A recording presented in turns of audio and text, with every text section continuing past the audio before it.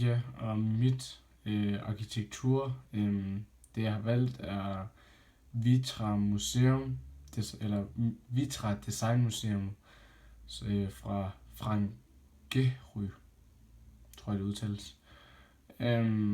Så jeg vil bare lige hurtigt lave en kort analyse af det. Og jeg har sagt, altså spørgsmålet er, hvordan er grunden, terrænet, lyset og vindforholdene? Og der har jeg så sagt, der er lidt græs og plæne omkring arkitekturen. På det her billede kan man se, at lyset falder rigtig godt ind på arkitekturen også. Det får det til at se rigtig flot ud, og man kan se, at den her side er der meget, meget mere sådan, det er her, hvor solen falder ind på. Så det lyser op herover, hvor det er lidt mere skygge herover, som man kan se. Og bygningen, den ligger sådan relativt alene. Altså, der er sådan lidt her om bagved, men jeg tror faktisk lidt, det hænger sammen med selve bygningen. Så der er ikke sådan rigtig noget sådan i øjenfaldene rundt omkring bygningen. Arkitekturen og omgivelserne, de spiller sammen på den måde. Altså, der er den kontrast imellem den. Altså, det er sådan den eneste bygning, der er sådan rent, der sker sådan flagrer sådan i landskabet herover og sådan, altså sådan selv flagrer rundt. Så det er sådan en god kontrast, at den er meget i øjenfaldene. Og det vil så også sige, at omgivelserne, de fremhæver altså arkitekturens kvaliteter.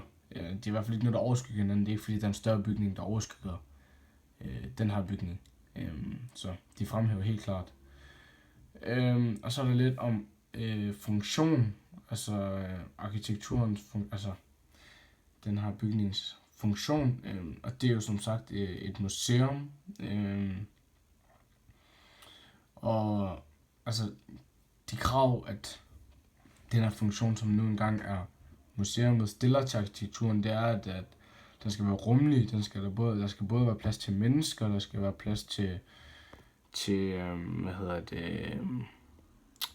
altså det, de nu engang skal udstille, så det kræver, at der er rimelig meget plads derinde. Og adgangsforholdene til bygningen, altså umiddelbart, hvad jeg kunne se af de billeder, jeg har fundet, så er det umiddelbart den her dør, der sådan er hovedindgangen. Den er også placeret meget centralt. Bygningen er ikke helt symmetrisk, hvis vi sætter en streg sådan her over, men altså, det er, hvis man skulle give et symmetrisk sted på bygningen, er det helt klart der, hvor døren er.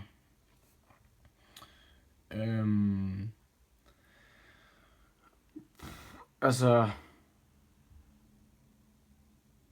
er bygningens rum bestemt af den ydre form, eller er det rummets form, der har bestemt bygningskrop? Altså, om det er bygningsrum, det der er indvendigt, altså bygningsrum, det er, lad os perspektivere til kroppens organer, altså om det er kroppens indre organer, der har bestemt den ydre form af menneskekroppen, eller om det er den ydre form, der har bestemt de indre organers plads.